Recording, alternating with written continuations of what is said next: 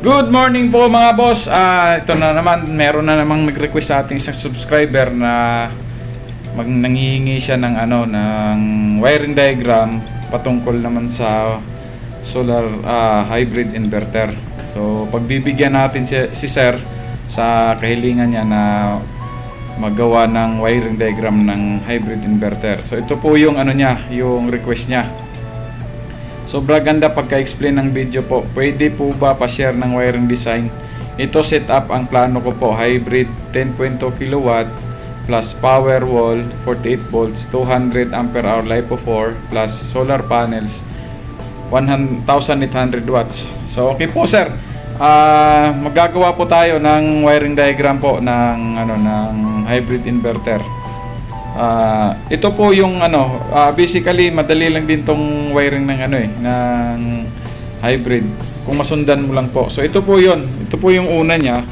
Bali yan, meron tayong solar panel dito. Tapos meron tayong dalawang wire na positive negative. Ayan.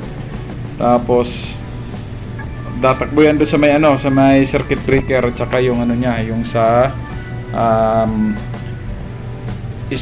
SPD or surge protection device. And then meron siyang ground. Ayan. Tapos yung load side ng circuit breaker papunta naman doon sa may sa may input ng hybrid inverter natin. Diyan po yung nakabilog. Tapos galing ng battery, papunta naman siya sa input ng circuit breaker natin na DC.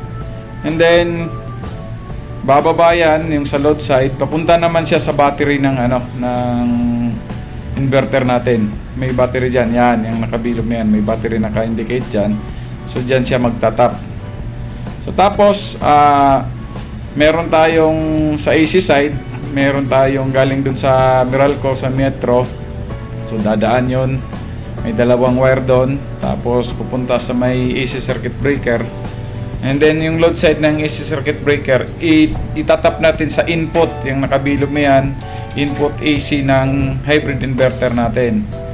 So yun, tapos pagka tap natin doon, ang output ng AC ng inverter natin na hybrid, pupunta naman siya dun sa may sa may circuit breaker na AC sa output. So meron yang surge protection device.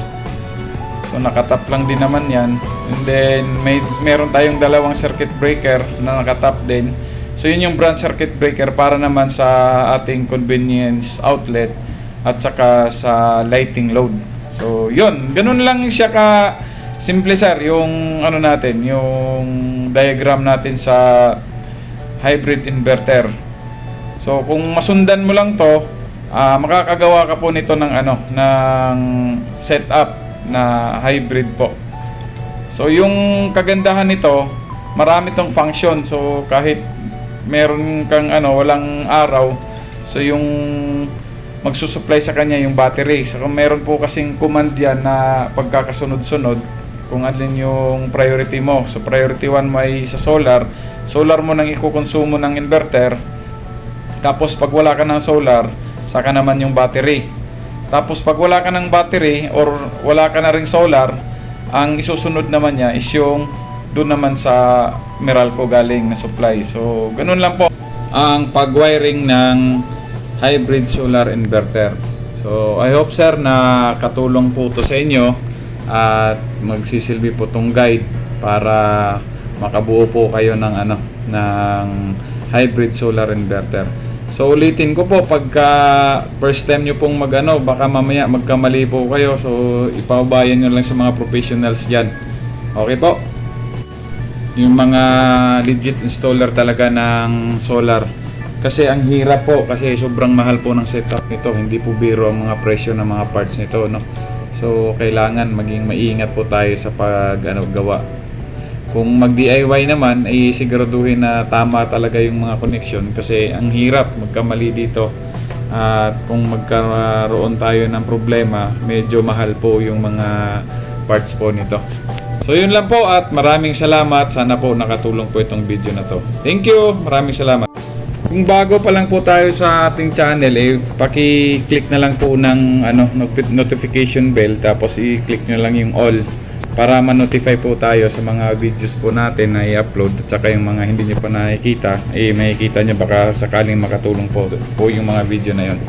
Tapos request na po kayo mga sir kung ano po ang mga itatopic natin dito, i-content natin dito para kahit paano makatulong din po ako sa inyo. So kayo na pong bahala kung mag-subscribe or hindi, o wala pong problema yun. Importante is makapag-share po ako at ng konting kaalaman, makashare ng konting kaalaman tungkol po dito, at saka kung ano mang gusto nyong ipa-content dito sa channel natin.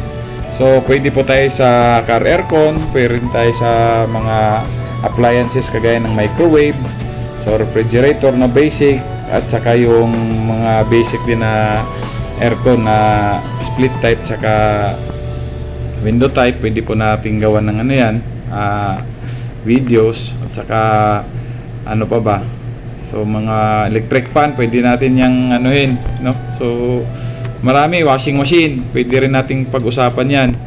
So marami tayong pwedeng pag-usapan dito. So request na po kayo, at hanggang dito na lang po, at maraming salamat. God bless po sa ating lahat.